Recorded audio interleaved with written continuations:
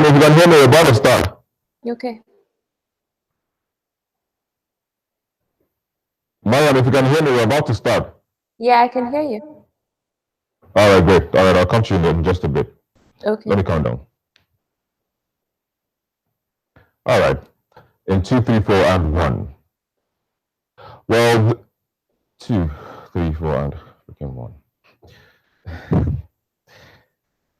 Well, there you go. Those were the trends in the past week. Of course, there were a lot of things that trended on social media, but those were our top picks.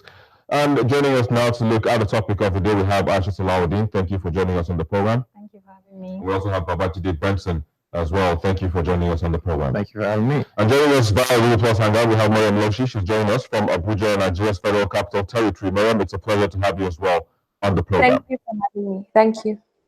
You're welcome. So let me just get this conversation started for us. I mean, do you think Nigeria is ready for a female president? I mean, you've seen the trend just last week.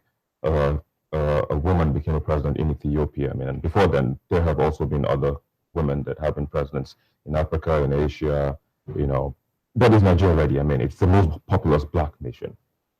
I think ready is an interesting choice of word because nobody's ever ready per se for anything unprepared.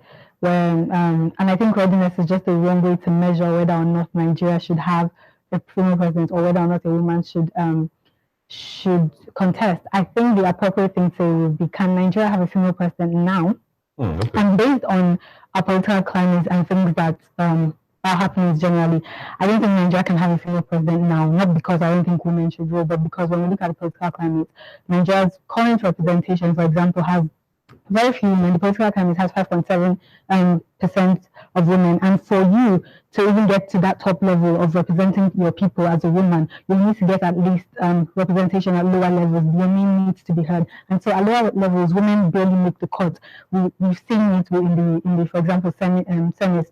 109 senators, only 9 women. House of Representatives, 370 or 90, and only 260, yes, okay, and only 27 are women. So you can see the disparity there. And so for a woman to even get to the top, she's going to have to beat that, that she's going to have to gather momentum in lower level. You know that for any political party to win in the country, they usually have like momentum at lower level. They usually have people going for them. And because we don't even see that with women in this current climate, it's going to be difficult for a woman to be president at the moment. What do you think about this? Can Nigeria have, so let me go with Hannah. Can Nigeria have a female president now? Okay, so the purpose of our coming here has changed. She has changed the question. I mean, yes, you can just follow the narrative. So I do agree with her wholeheartedly. Is Nigeria ready for a female president? No. Can Nigeria have a female president? The answer is yes. And there are very many names that can be paraded. And one of them is actually in the ring now. But you and I know that usually a race is usually a two-horse race, the two main political parties. And there are many women in Nigeria who have done us very proudly. As heads of agencies and ministries, they've given a good account of themselves. Where men have failed, these women have excelled. So I think it's a good opportunity if we give a woman a chance to at least pilot the affairs of the state of Nigeria. For once, you've talked about Ethiopia. You forgot that recently we had a woman in Liberia, and she gave a good account of herself. In Malawi, we had a vice president who eventually became president, and she ran for the office a second time, but she lost. So yes, Africa is ready, and it would be a good thing if Nigeria was the one that had the opportunity to have a female president. Yeah, that's why I mentioned Nigeria being the most populous black nation, and it's happened. I just made mention of Ethiopia because it's the most recent, and I said even before them there were countless others in Africa, Asia, and other continents. But let me bring in Mariam. Mariam, you heard Babajide as well as Aisha, but what are your thoughts? Do you think Nigeria is ready for a female president, or do you think Nigeria can have a female president at the moment? I would like to rephrase the question for, is Nigeria ready for a good leader?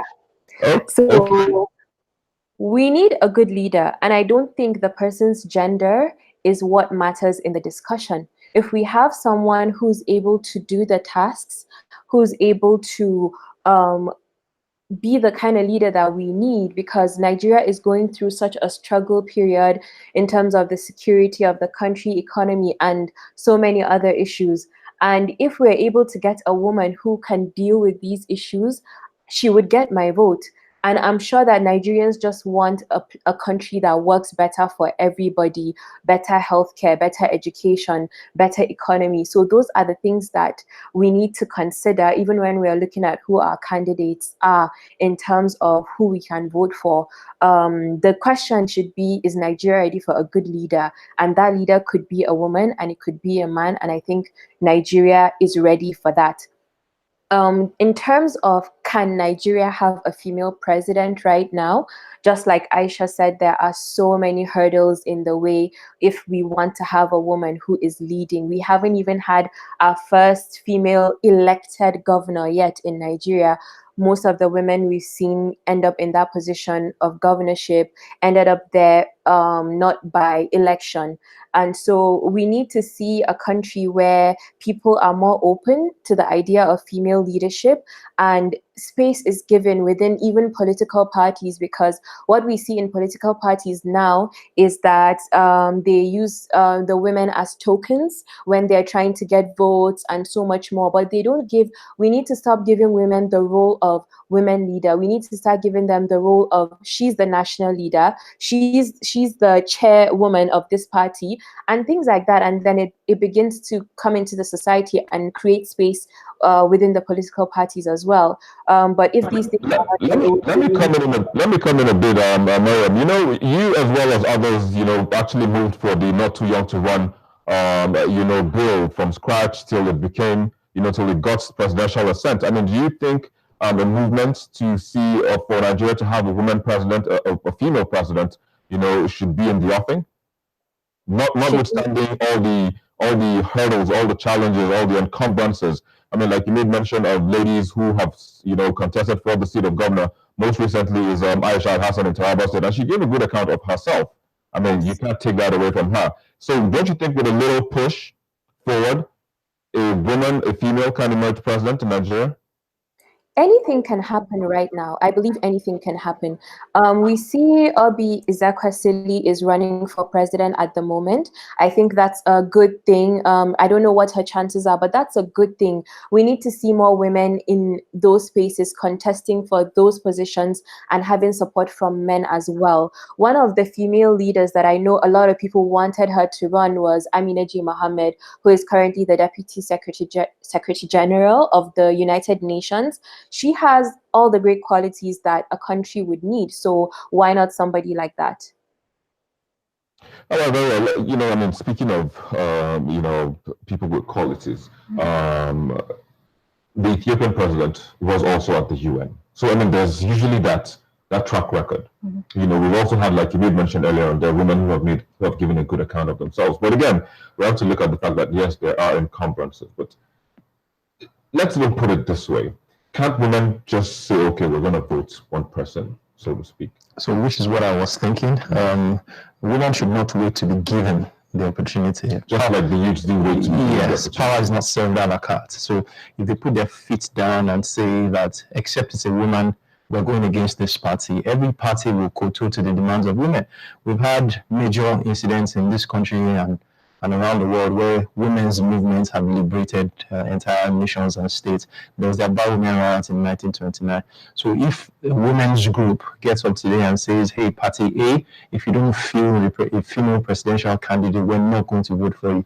If you don't feel a female vice president, those are good starting points. You'll be surprised that all the men will kowtow to them. Yeah, so I mean, she made mention of Obi Ezekwesili, but again, there are other women who are also, you know, vying for this office. I mean, they've won their party tickets and all of that. I mean, what will be their chances?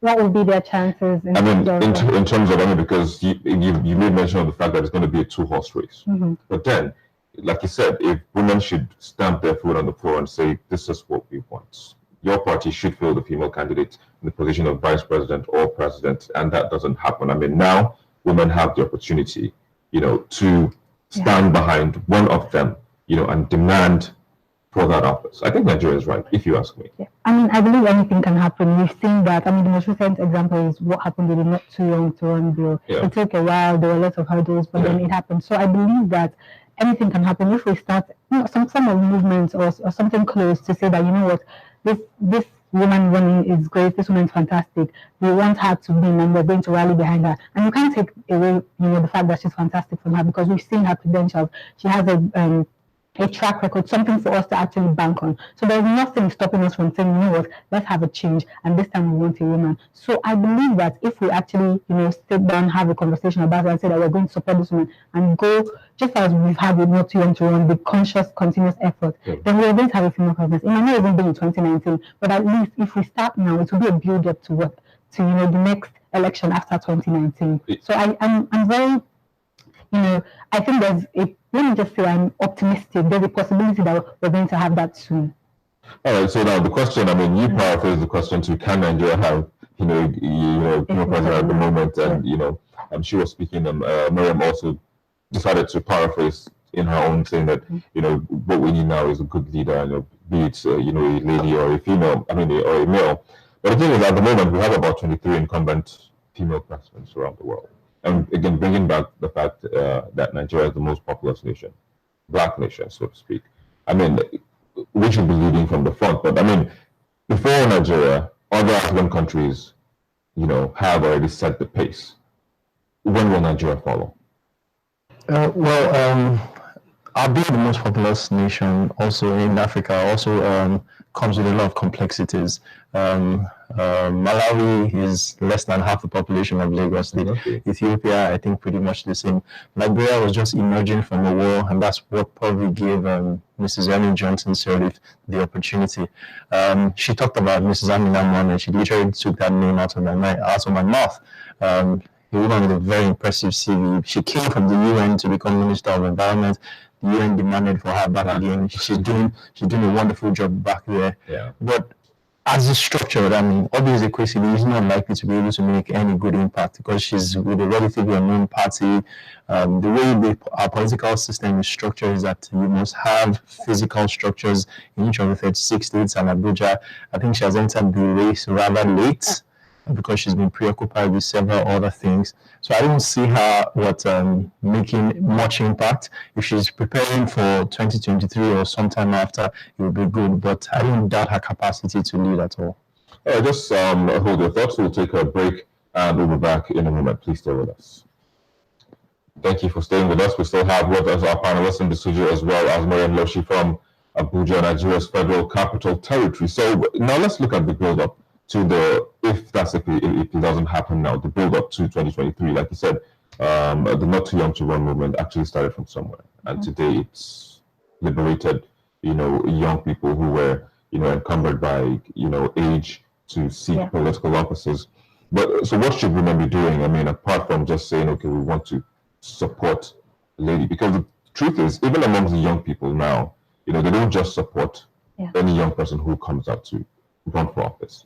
So what should women be doing in trying to achieve the same?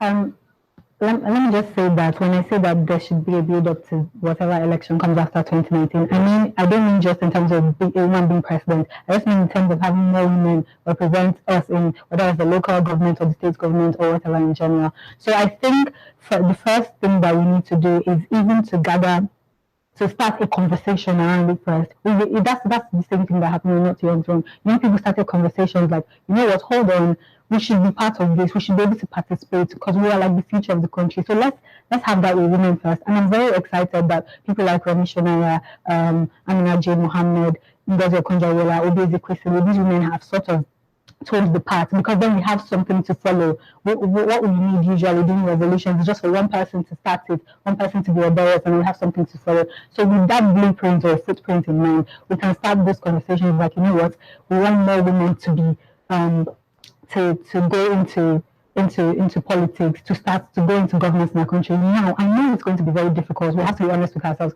We've seen what happened to women and young people during the primary elections, especially with a certain political party. We've seen how they were after them. We know that we're going to have challenges. But I think the first thing to do is to have those conversations before we start thinking about, okay, you go for this role and you go for that role. Let me be back into the conversation.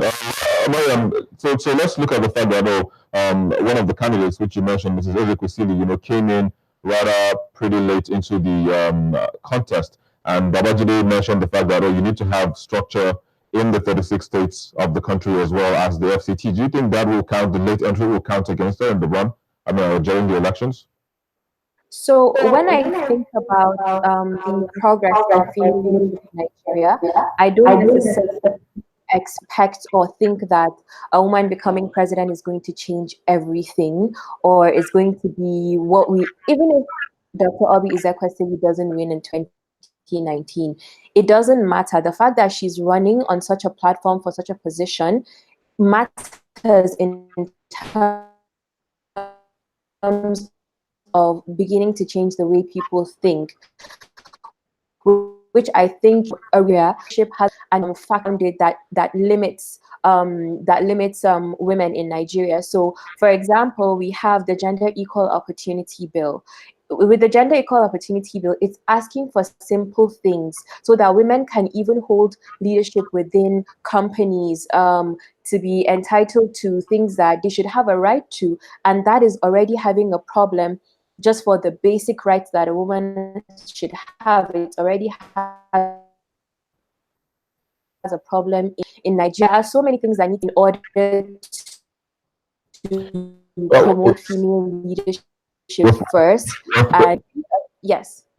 We're just finding we're finding it a little bit difficult to hear you. I think your internet is trying to put us under this great conversation.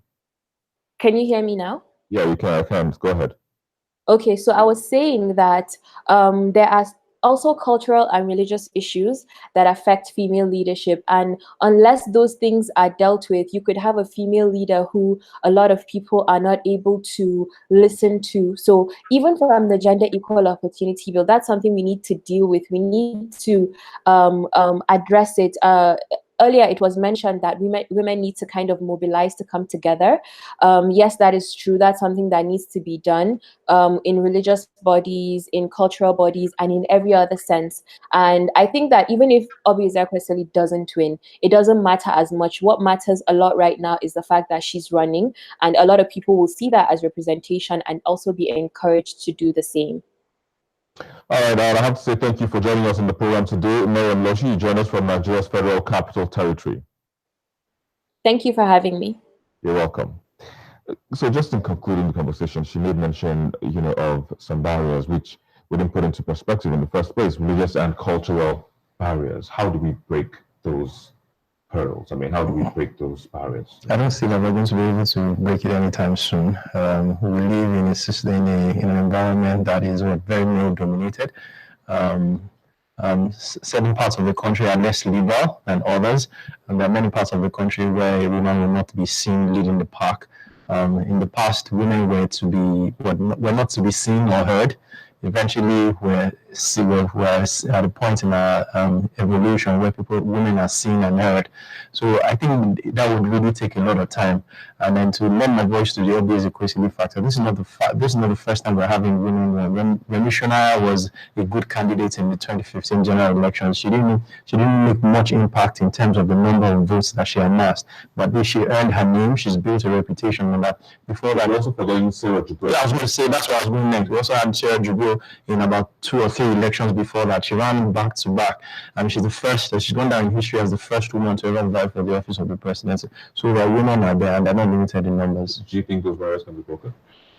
I think they can be broken, but I think they will take time. And I completely agree with what Mariam said about conversations, and this is why I keep saying conversations, because for you to break the cultural barrier, the thing that believes that women should not have equal opportunity, you have to have conversations. Where do you have these conversations? You talk to local community leaders who can influence what people who already have that thing in them think. You talk to religious leaders. We've had great examples of religious leaders like Sanusi Lamido talking about these things before. If we can get to those people, teachers, pastors, lecturers, and have those conversations and need for women to participate, then we can break the barrier, even though it will take a while, but it's possible. I hope that while won't be as long as it sounds or it is. But I mean, I have to say as well, thanks for joining us on the program, Aisha Salahuddin, as well as Babajide Benson. Thank you very much. It was a great conversation. I really enjoyed it. I always enjoy conversations. Thank you. We have to keep the conversations going. I know. Our lives depend on it. Exactly. Thank you. But thank you once again for joining us on the program. Thank you